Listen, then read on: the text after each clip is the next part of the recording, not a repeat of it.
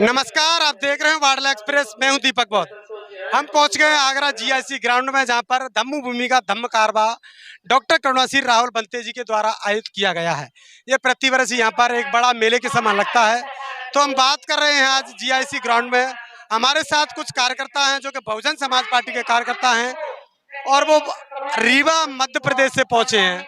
अभी उन्होंने एक बड़ी यात्रा निकाली है और उस यात्रा के माध्यम से क्या कुछ संदेश देना चाहते हैं, क्या कुछ रहेगा, तो बात कर रहे हैं उनसे।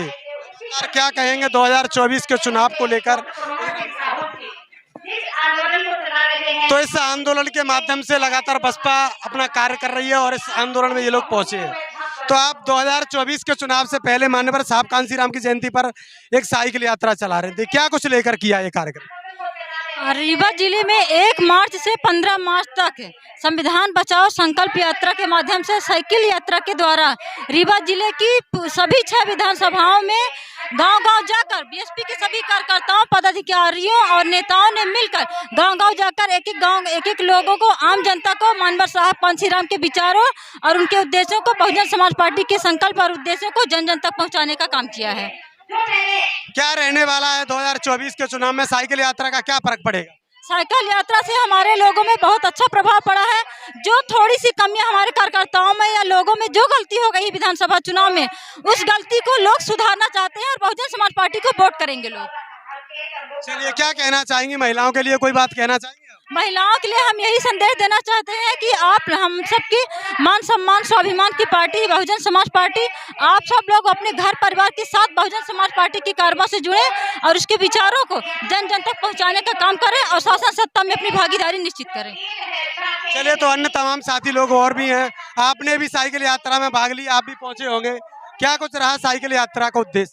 साइकिल यात्रा का उद्देश्य था संविधान बचाओ और इस देश के अंदर बहुजन समाज के लोगों को मान सम्मान स्वाभिमान की जिंदगी दिलाने के लिए माननीय बहन जी के मार्गदर्शन में इस देश के अंदर बहुजन समाज पार्टी का शासन प्रशासन में हिस्सेदारी भागीदारी दिलाने का प्रयास।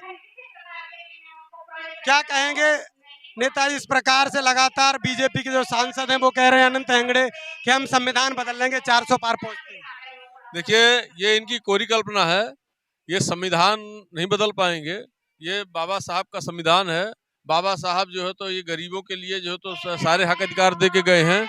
ये जो विषमतावादी जो सत्ता में बैठे हैं, ये इनकी कोई संख्या नहीं है। और यदि ये संविधान बदलने का प्रयास करेंगे तो इनको जो है तो जेल कम पड़ जाएगी।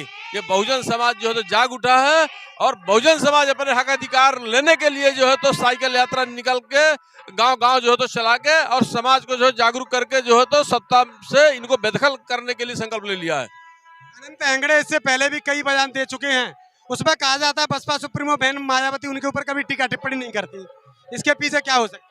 देखिए, हम लोगों का टीका टिप्पणी करने का जो तो जहां तक हमारा मानना है, हमारी पार्टी का जो संस्कार है, जो पार्टी का जो तो हमारी नेता का जो उद्देश्य है, उनका किसी के काम पे उंगली करना नहीं है, बल्कि हमको अपना काम करना है।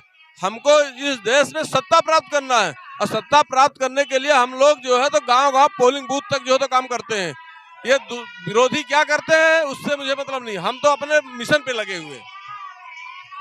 तो 2024 का लोकसभा चुनाव आ रहा है। उस चुनाव से पहले बड़ा परिवर्तन देखने के लिए रीवा की धरती पर एक सांसद ने भी वहां पर सदस्यता ली है। क्या कुछ रहेगा रीवा में? बने रहिए हमारे साथ पल पल की न्यूज़ों के लिए। देखते रहिए वाडला एक्सप्रेस। मैं हूं दीपक बौद्ध। बहुत बहुत धन्यवाद।